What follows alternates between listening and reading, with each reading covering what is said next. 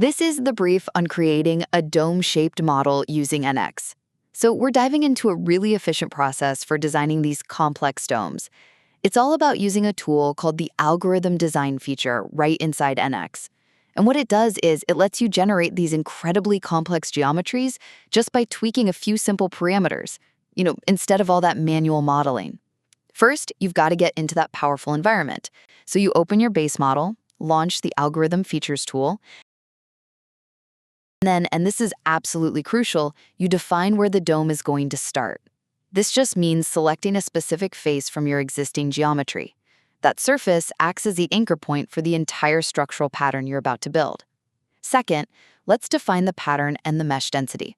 For the pattern, you're going to want to select the triangular cell. This choice dictates the specific structural arrangement of the dome. Then the magic really happens when you dial in the structural density using what's called the count in U and count in V inputs. These values basically determine how many cells fill the space, controlling how intricate the dome's mesh structure is. Finally, we configure the actual body geometry. You'll choose the tube geometry type, which means the whole pattern gets built with hollow pipes. This gives it that light, structural look. Next, you just define the tube dimensions, setting the outer and inner diameters to get the precise thickness you want.